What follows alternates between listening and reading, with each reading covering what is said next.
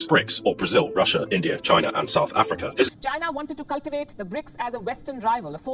Putin has no option but to depend on the BRICS.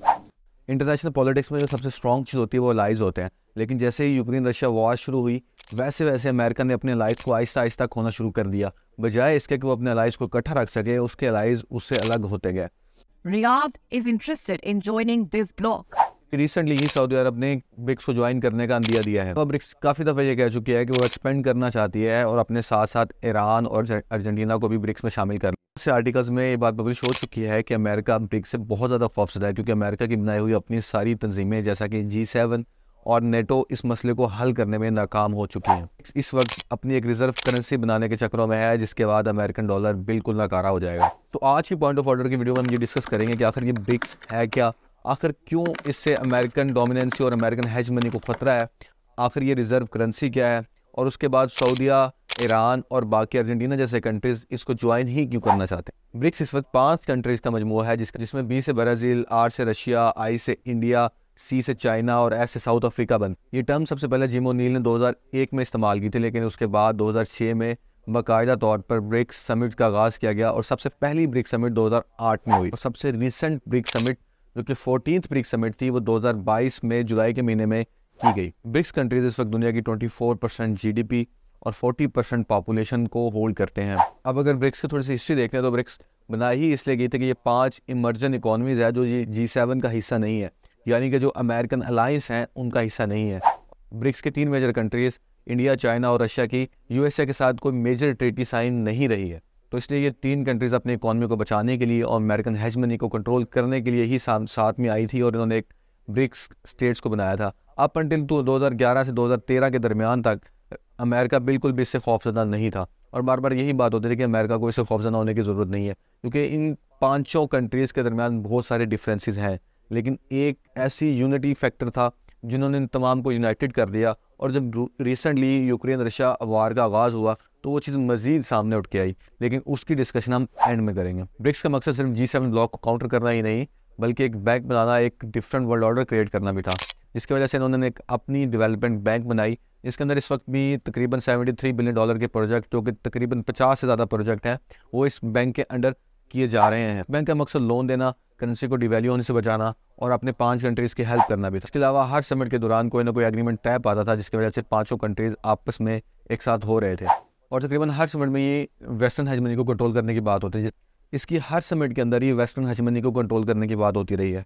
मिसाल के तौर पर अगर हम पिछली समिट की बात करते हैं, जिसमें शी जिनपिंग ने ये कहा था कि अमेरिका अपने सैंक्शंस को इस्तेमाल करता है हम जैसे कंट्रीज़ को कंट्रोल करने के लिए, और उसका बिल्कुल भी ये मकसद नहीं है कि हमें वो किसी तरह से भी फ़ायदा दे सकें, इसलिए हमें यूनाइटेड होने की ज़रूरत है। तो बहुत से रीजनल प्रोजेक्ट जैसा कि चाइना का BRI प्रोजेक्ट भी इसके अंदर डिस्कशन में आता रहा है, और बहुत सारी जगह पे जो इनकी बैंक है वो भी इसको हेल्प आउट करती रही है इस प्रोजेक्ट के अंदर। अब बात करते हैं 2 बड़े मसलों की। सबसे पहले तो हम बात करते हैं कि क्यों सऊदी अरब जो है वो ज्वाइन करना चाहता है ब्रिक्स को। जैसे ही यूक्रेन रशिया वॉर शुरू हुई तो OPEC कंट्रीज़ ने अपनी ऑयल प्रोडक्शन की मकदार कम कर दी। अब जैसे ही इसकी प्रोडक्शन कम हुई वैसे ही इन्फ्लेशन हुई और ऑयल मार्केट में महंगा हो गया, जिसकी वजह से सबसे ज़्यादा नुकसान USA को हुआ। अब USA को इवन इतना नुकसान हुआ कि जो बाइडेन ये कह के गए थे कि मैं ऑयल को सस्ता करके आऊँगा, और जब वो किंग सलमान से मिले हैं और वापस गए हैं USA में तो किंग सलमान ने प्राइसेस मज़ीद इंक्रीज़ कर दी थी।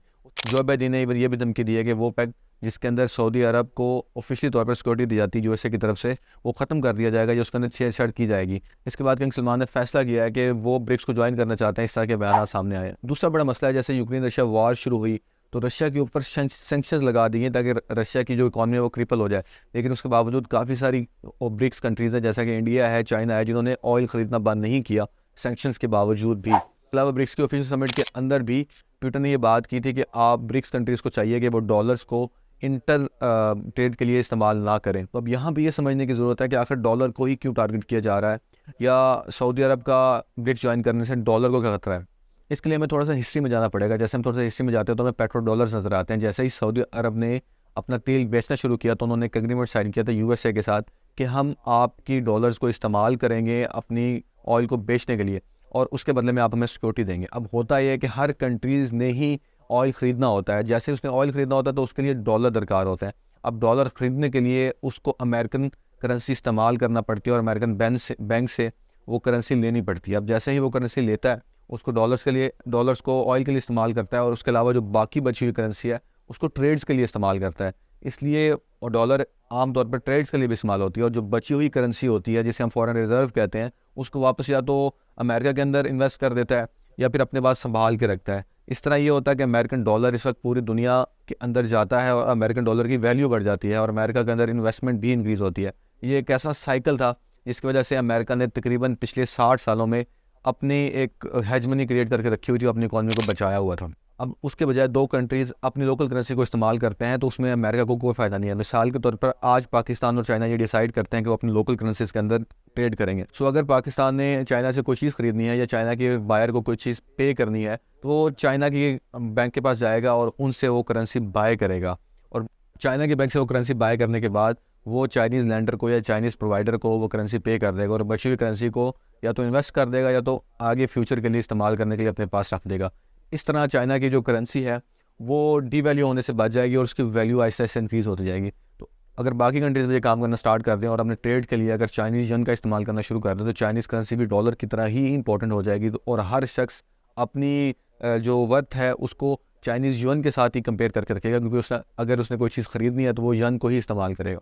और इस चीज़ से हमेशा ही यूएसए जो है वो खौफजदा रहा है। तो जैसे ही सऊदी का बयान सामने आया है कि वो ब्रिक्स को ज्वाइन करना चाहता है, वैसे ही यूएसए के अंदर काफ़ी मुश्किलात का सामना करना पड़ा है और इनकी इकॉनमी भी काफ़ी डिस्टेबलाइज होना शुरू हो गई है।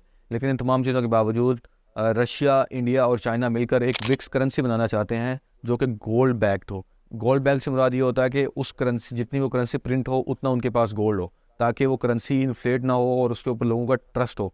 और ये तीन कंट्रीज़ अगर किसी तरीके से ये करेंसी बनाने में कामयाब हो जाते हैं, क्योंकि इंडिया, चाइना और रशिया को जब ये ट्रेड करते हैं, तो जब ये डॉलर में ट्रेड करते हैं तो इन्हें बड़ा नुकसान होता है, इसलिए ये चाहते हैं कि कोई ऐसी करेंसी बने जिसकी वजह से हमारी लोकल करेंसी को फ़ायदा हो। इसलिए अगर ये एक लोकल करेंसी बनाने में कामयाब हो जाते हैं, या इवन इफ़ ये अलग करेंसी नहीं भी बनाते हैं, फिर भी अगर ये लोकल करेंसीज में आपस में ट्रेड शुरू कर देते हैं, जो इनकी इस वक्त करेंसीज हैं, यानी कि इंडियन रुपया या चाइनीज़ यन, तो उससे भी इनकी इकॉनमीज़ को काफ़ी फ़ायदा हो जाएगा। लेकिन इसमें जो सबसे बड़ा नुकसान होगा वो यूएसए होगा, और एक वर्ल्ड ऑर्डर जो है, जो बना हुआ है यूएसए की ओरिएंटेशन में, वो तबाह हो सकता है सिर्फ एक छोटी सी ऑर्गेनाइजेशन की वजह से, जो कि आहिस्ता आहिस्ता एक्सटेंड हो रही है, या एक छोटी सी कंट्रीज़ सऊदी की वजह से, जो कि अगर आज अपने ट्रेड को रोक देता है या ऑयल सेल को रोक देता है डॉलर की वजह से।